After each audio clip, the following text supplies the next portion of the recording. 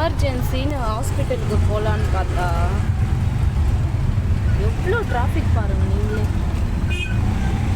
இத்தனைக்கும் இது ஈஸியாக ரோடு, இந்த ரோட்டில் போய் இவ்வளோ டிராஃபிக்கு. இத்தனைக்கும் இது ஓஎம்ஆர் ரோடு. எவ்வளோ பார்த்து பொறுமை. ஓஎம்ஆர் ரோடு அழகாக வண்டி எடுத்துன்னு சல்லுன்னு போகிற ரோட்டில் எப்படிங்க பாருங்கள், கேப்பே விடாமல் போயிட்டுருக்காங்க. பாருங்கள் ஆட்டோ இறங்குது, அது கூட கேப் விடாமல் இந்த மாதிரி போயிட்டுருக்காங்க.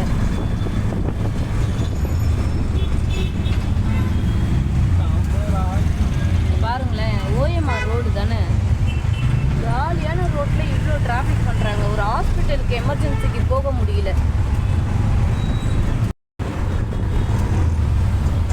ஒரு எமர்ஜென்சின்னு ஹாஸ்பிட்டலுக்கு போயிட்டுருக்கோம், ஆனால் அவ்வளோ டிராஃபிக்கு. குழந்தைக்கு வேறு உடம்பு சரியில்லை, அவன் ரொம்ப முடியாமல் அழுகுறான், கை கால்லாம் வலிக்குதுன்னு சொல்லிட்டு.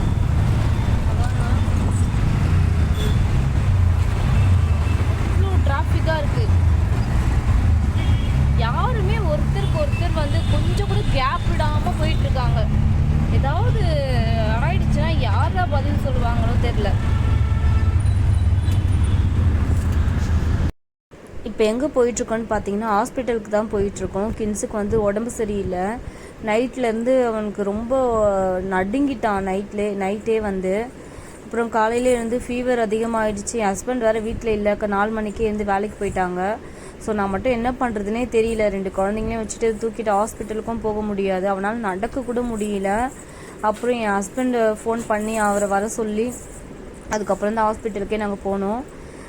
கின்ஸுக்கு இது வரைக்கும் இந்த மாதிரி பிறந்ததுலேருந்து இந்த மாதிரி ஒரு ஃபீவர் வந்ததே கிடையாது. பயங்கரமாக உடம்பு நடுங்குது, அந்த மாதிரி அவனுக்கு ஆனதே கிடையாது. பயந்துட்டேன் நான். அதுக்கப்புறம் எப்படியும் ஹாஸ்பிட்டலுக்கு போயிட்டோம். நாங்கள் ஹாஸ்பிட்டல் போனதும் அவனுக்கு ஃபீவர், டெம்பரேச்சர் எவ்வளோ இருக்குது, அவன் வெயிட் எவ்வளோ இருக்கான் எல்லாமே செக் பண்ணாங்க. எல்லாமே ரொம்ப லோவாக இருக்குதுன்னு சொல்லிட்டு சொன்னாங்க. ஃபீவர் வந்து 99% இருந்தது.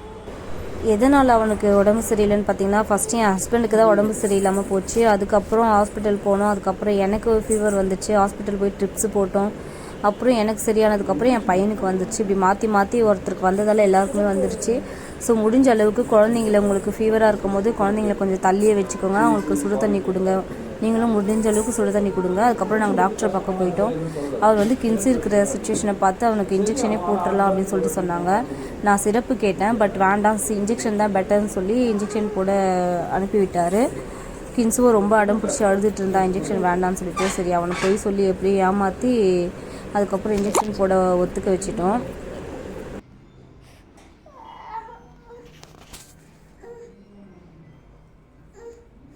ஒன்றும் இல்லை,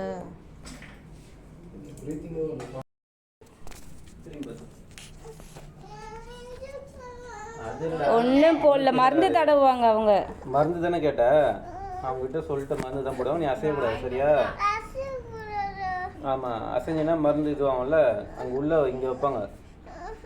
சரி சொல்லிட்டேன்டா, முதல்ல தான்டா சொன்னேன். திரும்பி போடு, சூப்பராக போட.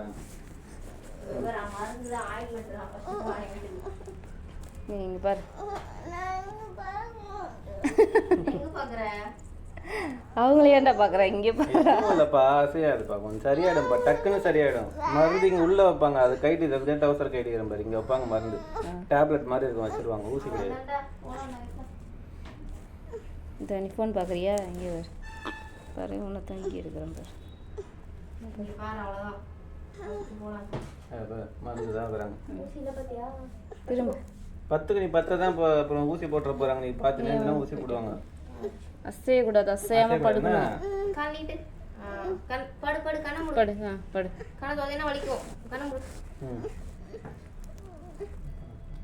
அசையவே கூடாது, அப்படியே அசையக்கூடாது. ஒன்றும் இல்லை,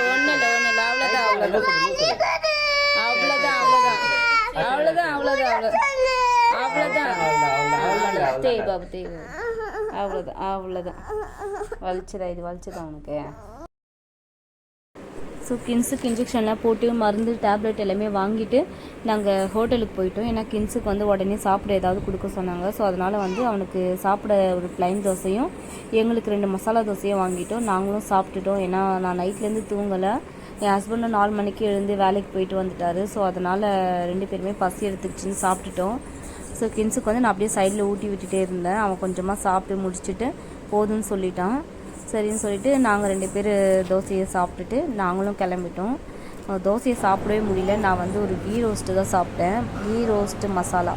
ஸோ கீ மசாலா தோசை சாப்பிட்டேன். அது ரொம்ப ஒரு மாதிரி நெய் அதிகமாக போட்டுட்டாங்க போல். என்னால் சாப்பிடவே முடியல. ஆனால் சாப்பிட்டு முடிச்சுட்டேன். கின்ஸு வச்சதை வந்து அப்புறம் என் ஹஸ்பண்ட் தான் பாதி சாப்பிட்டாரு.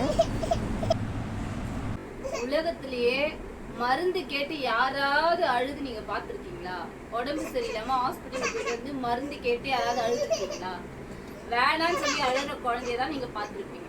மருந்து கேட்டு அழுகிற குழந்தைய பாருங்க. அங்க பாருமா, என்ன வேணும்? இங்க பாரு, அங்க பாரு, அப்பா பாரு, என்ன வேணும், என்ன வேணும்? பார்த்தீங்களா, மருந்து வேணுமா? அவங்க அண்ணனுக்கு உடம்பு சரியில்லைன்னு மருந்து கொடுக்குறான். அது ஒரு சாப்பிடுற பொருள் நினைச்சு அவ கேட்டு அழுதுட்டு இருக்கான். பாத்துக்கோங்க எப்படி என் பொண்ணு இருக்கான்னு.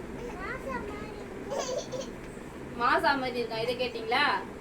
மாசா மருந்த போய் மாசா மாதிரிக்குதுன்றான் ஒருத்தன். ஒண்ணு நாடானா மருந்து கேட்டு அழுதுன்னு இருக்கு. இப்படிப்பட்ட குழந்தை உங்களுக்கு இருக்கா?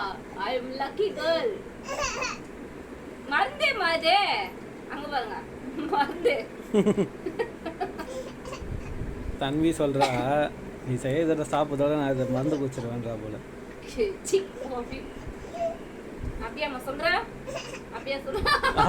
அவ்வளோதான். கின்ஸுக்கு மருந்து கொடுத்து முடிச்சு தான் அவனை தூங்க வச்சுருவேன். ஸோ எதனால் கின்ஸுக்கு உடம்பு சரியில்லைன்றதை நான் முன்னாடியே சொல்லிட்டேன். ஸோ ஒருத்தருக்கு வந்தால் அது எல்லாருக்குமே பரவுது. ஸோ முடிஞ்ச அளவுக்கு குழந்தைங்கள தள்ளி வச்சே இருங்க. சுடு தண்ணிலாம் கொடுங்க குழந்தைங்களுக்கு. குழந்தைங்கள சேஃபாக பார்த்துக்கோங்க. உங்களை நீங்களும் சேஃபாக பார்த்துக்கோங்க. ஓகேவா? இதோட நெக்ஸ்ட் வீடியோவில் உங்களை மீட் பண்ணுறேன். பாய்.